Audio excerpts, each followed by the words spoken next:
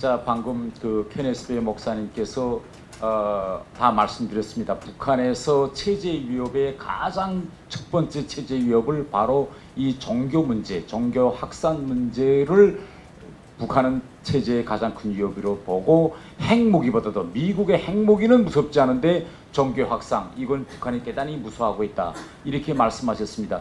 그런데 왜 그러냐 그겁니다. 왜 그러면 북한을 종교를 이렇게 무서워하느냐.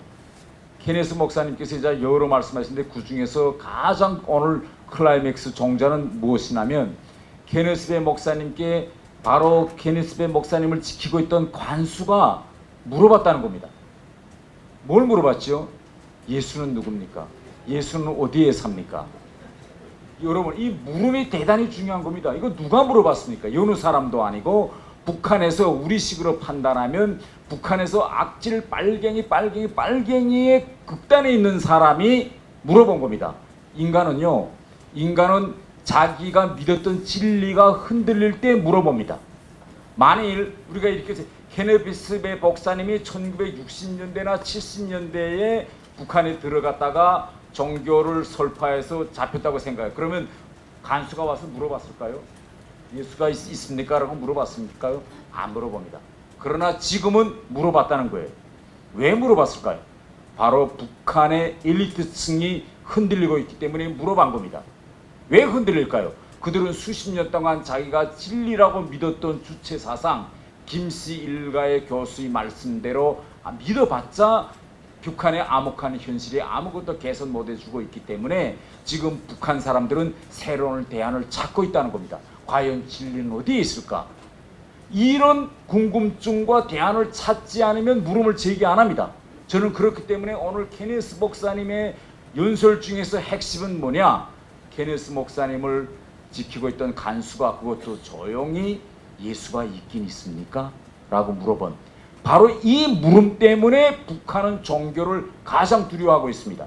여러분 우리가 북한을 변화시키는 데는 각자가 자기 행동과 전략에 따라서 각양 문제를 들고 나옵니다. 어떤 분들은 자유와 민주주의 이 문제를 이야기해야 된다. 어떤 분들은 시장경제, 자본주의 이걸 좀 들여보내면 북한을 변화할 수 있다. 이렇게 합니다. 그런데 북한은 여기에 대한 그 어떤 자체의 논리와 방패막을 다 가지고 있습니다. 우리 한번 생각해 보세요. 우리 지금 이 서울 바닥에 살고 있는 우리도 자유와 이 평등 문제를 놓고 우리는 엇갈리고 있습니다. 일부 사람들은 나라가 발전하려면 자유가 있어야 된다. 아니다. 인간의 가야 할 길은 평등이다. 그러면 북한은 어느 쪽일까요? 북한은 바로 평등 쪽을 주시하고 있습니다. 그런데 종교의 자유가 있어야 되느냐 없어야 되느냐 여기에는 절대적인 답변이 있습니다. 종교의 자유는 있어야 된다. 그렇기 때문에 북한은 이걸 제일 두려워하는 겁니다. 그래서 저는 왜 북한에서 이렇게 다른 사람보다도 선교사들이 오면 옹류하고 그들에 대한 가혹한 형편을 받고 아까도 말씀하신 것처럼 북한에서는 이거 시범게임이라고 합니다. 한 사람을 쳐서 10명이 두려워하게 한다. 그러니까 케네스 목사님과 같은 이런 목사들을 감옥에 잡아놓고 옹류하고 그들에게 형벌을 선고함으로써 감히 다른 목사님들이나 선교사님들이 북한에서 그와 유사한 일을 하지 못하도록 공포감을 조성하려는 데 목적이 있다. 제가 이렇게 말씀드리고 두 번째는 이거 식량 문제입니다. 지금 북한에 식량을 주는 문제를 가지고 지금 정치권에서 엄청 지금 복잡한데요. 저 같은 사람은 이렇게 생각합니다. 만일 일부 사람들은 이렇게 이야기합니다. 북한에 식량을 주려고 하는데 왜 반대하세요? 그들은 우리와 같은 민족이고 지금 북한에서 저렇게 식량이 없어서 임산모들과 애들이 영양 결핍 현상에 대해야 되는데 이럴 때 우리가 주는데 왜 반대합니까? 이렇게 이야기합니다. 저는 북한에 대한 우리가 인도주의 같은 동포로서 식량도 주고 여러 가지 법제도 주의합니다. 그러면 우리가 순수한 인도주의 원칙에서 우리가 이것을 줄 때 그것이 진정한 인도주의처럼 보이고 우리의 진정성이 보입니다. 그러면 지금 인도주의 식량 문제는 언제 의결된 거냐? 2017년에 의결된 겁니다. 그러면 의결되자마자 줬어야 돼요. 또 2017년만 주지 말고 2018년에도 주고 또 2019년에도 주고 우리한테 돈이 없습니까? 식량이 없습니까? 우리가 꾸준히 이걸 준다면 북한 사람들도 또 북한 당국도 우리 진정성을 느끼게 되고 인도주의로 볼 것입니다. 그런데 문제는 시점 문제예요. 첫째, 여러분 언제 주자는 말이 나왔습니까? 하노이 회담이 결렬되니 이를 어떻게 하면 미북 간에 결렬된 협상에서 돌파구를 찾지를 못할까? 어떻게 하면 이를 무엇으로서 북한을 다시 협상탑으로 내올 수 있을까? 이런 걸 찾다가 나온 게 식량협조입니다. 이건 정치화예요. 이렇게 하면 안 됩니다. 예. 꾸준히 그 어떤 정치적인 사변이 뭐 협상이 되든 안 되든 관계없이 꾸준히 진행되는 것이 진정한 인도주의고 비정치합니다. 그런데 지금 이거 주는 거는 결국은 협상탕으로 내오기 위한 정치화입니다. 이건 인도주의라고 볼 수 없습니다. 두 번째 문제는요. 식량이든 무슨 문제든 목마른 사람이 목이 말라할 때 물을 줘야 그 물의 가치가 느껴지는 겁니다. 그러면 북한이 식량협조 주세요 라고 요구할 때 우리가 식량협조를 줄 때만이 우리 그 식량협조 우리 진정한 마음을 극대화할 수 있습니다. 그래서 저 같은 사람은 이렇게 주장합니다. 시기와 시점 어느 때 요 식량을 주는 것이 가장 좋을까 이렇게 기회를 보지 말고 매해 국회면 국회에서 의결해서 이제부터 북한의 식량 문제가 해결될 때까지 매해 우리 정부는 1억 불에 해당한 식량을 주어야 한다라고 정세 파동에 관계없이 꾸준히 줘야 한다라는 게 저 같은 사람의 주장입니다. 네, 감사합니다. 우리 케네스 배목사님 그 두 가지 질문에 대한 답변. 선교사 또 그 외의 분들이 6명의 지금 대한민국 국민이 억류돼 있다는 얘기를 들었고요. 실제적으로는 그 숫자가 훨씬 더 많을 수 있다는 얘기도 또 들었습니다. 그런데 저희가 지금 계속 저희가 서명운동도 하고 촉구를 하면서 자, 미국에서 미국 시민권을 가진 사람들은 억류됐다가 다 풀려나고 돌아왔는데 미국 정부가 나서서 돌아왔는데 이제 대한민국 국적을 가진 국적자들은 그들의 생사 자체도 알 수 없는 상황이기 때문에 일단은 가족을 위해서도 생사 확인을 꼭 해주셔야 될 것 같고, 두 번째는 어떻게 해서라든 대한민국 정부에서 그들을 데려올 수 있도록 노력을 다해주는 것이 지금 시급한 과제인 것 같습니다. 지금 김정우 선교사님 같은 경우는 5년이 지금 넘어 있는 상황에서 사실상 정말 생사가 불투명한 그런 상황이고, 과연 지금 억류되어 계신지 아니면 건강상 지금 어떤 상황이 있는지 알지 못하는 일들을 지금 우리가 3번의 정상회담을 하면서 이것이 하나의 과제가 되고 이것이 그저 한번 그냥 돌려봐 주세요가 아니라 하나의 굉장히 중요한 과제가 돼서 어떻든 간에 우리 국민은 우리가 데려옵니다 하는 것이 지금 꼭 필요한 사항인 것 같습니다. 제가 있었던 교화소는 외국인 특별 교화소라는 데를 갔습니다. 거기는 대한민국 국적자는 올 수 없는 곳이라고 얘기를 합니다. 따로 분리를 해서 따로 관리를 하는데 그 전에 고초를 겪으셨던 분들 얘기를 들어보면 일반인들하고 섞어놨든지 아니면 격리해놨다 하더라도 이 대한민국 국적자에 대해서는 아마 훨씬 더 가혹한 고초가 있었지 않을까 하는 생각이 들고요. 그리고 또 저 외에 후에 붙잡힌 미국 시민권 가지신 분들도 이 고문을 당했고 또 여러 가지 그런 어려움을 겪었던 일들을 지금 책으로도 발간하는 분도 계시고 하는 걸 보니까 지금 이것은 그 당시의 정세에 따라서 또 그 죄의 경중에 따라서 아니면 그 당시에 자기들이 원하는 바에 따라서 그 사람을 어떻게 하는 것은 다 다른 것 같습니다. 저는 무사하게 돌아왔지만 병원을 3번이나 갔었고요. 뭐 여러 가지 지금도 휴유증이라는 것이 다시 있죠. 하지만 저는 돌아왔습니다만은 그 다음에 붙잡힌 미국 시민권을 가진 미국 오토 원비라는 21살짜리 학생은 고문을 당해서 결국은 돌아와서 6일 만에 죽는 그런 일도 있었기 때문에 이것은 북한 정부의 그냥 의중에 딸리는 일이 있기 때문에 정확하게 우리가 판단할 수는 없다. 하지만 가장 어려운 고초를 겪을 수 있는 상황에 지금 한국 국민들은 지금 거기에 처해져 있지 않았나 그런 생각을 합니다. 또 아까 말씀하셨듯이 지금 본보기 시범캠으로 지금 그렇게 이 조선 중앙방송을 통해 다 공개를 했던 상황이기 때문에 쉽게 돌아오는 것은 쉽지 않고, 그들이 얘기하는 것 중에 한 부분은 무슨 어떤 서로 이렇게 뭐 인도적인 차원에서 죄수를 교환한다든지 포로 교환하듯이 그러한 일들이 벌어져야 되는 상황인지는 모르겠습니다만은 지금으로서는 우리 문재인 정부가 침묵하거나 방관해서는 안 되는 가장 위급한 상황이 바로 6명의 대한민국 국민을 다시 송환한 일이라고 생각합니다.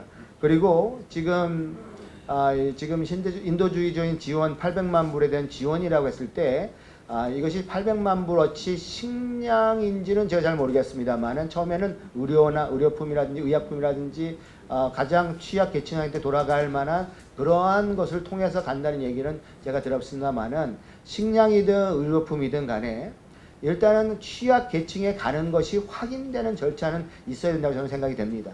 그래서 대부분의 탈북민들 제가 만나보면 저는 지난 20년 동안 뭐가 왔다는데 받아본 게 한 번도 없습니다. 받아본 적이 없는데요 하는 얘기를 합니다. 뭐가 온 적이 없는데 언제 했어요? 평양에 살고 있는 사람도 대한민국 정부가 뭘 준지를 모릅니다. 받아본 적이 없다고 합니다.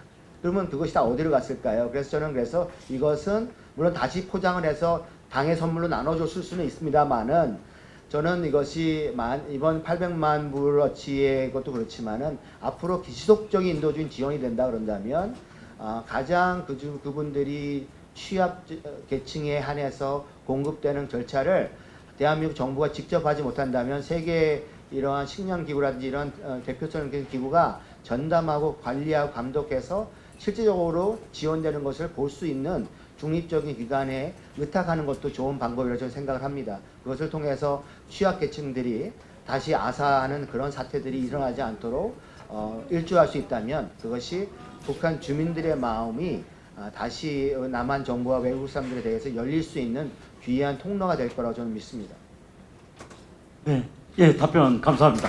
한 번 더 답변을 드리겠습니다. 우리 신진 교수님께서 대북 지금 우리 케네스 배 선교사님 말씀하신 것처럼 북한에 이제 식량 지원을 하게 되면 실제로 국제 기구들이 배부하는 거를 확인한다고는 하는데 북한 정부 기관에서 확인하는 절차를 거부를 합니다. 그래서 이렇게 놓고 가라고 하고 실제로는 이제 배부했다고 하고 나중에 일주일 와서 배부 받았다는 우리 오실 때 방명록에 서명한 것처럼 서명 이렇게 보여주면서 다 배부 받았다 이렇게 하는 걸로 해서 국제 기구에서도 사실상 실제로 배포가 됐는지 자기네들 계속 이렇게 미심쩍어 하는데 근데 그거 안 하면 안 받겠다 그러니까 할 수 없이 현재는 그렇게 해서 배포 현황 자체가 사실 불분명한 상황이지요.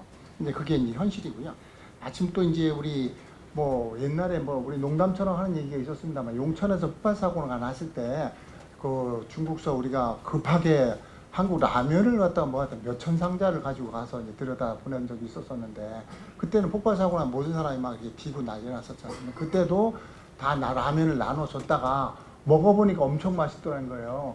그러니까 한 가정에 한 상자씩 다 나눠줬는데 그거 다 다시 수거해 갖고 강에서 가져가고 나머지 다시 또 옥수수를 급히 수입을 해서 옥수수를 나눠줬답니다. 그래서 감춰놓고 안 주면 될 거 아니냐.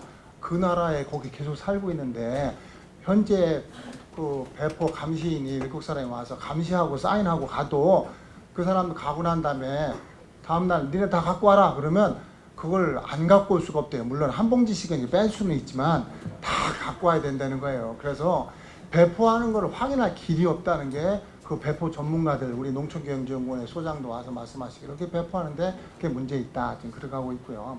또 하나 다른 거는 지금 800만 불 얘기가 나왔는데 800만 불 얘기가 이게 요번에 나온 얘기 그 전전에도 나왔어요. 북한에서 소위 인구 일제 조사를 하는데 돈이 필요하니까 니네가 돈 좀 달라. 한국에다가도 요구하고 북한에 외국 기관에도 요구를 했어요. 그래서 이제 우리 정부가 그래? 그런 거예요? 우리 줘야 되겠네. 그래서 그것도 한 800만 달러 우리가 지급하겠다.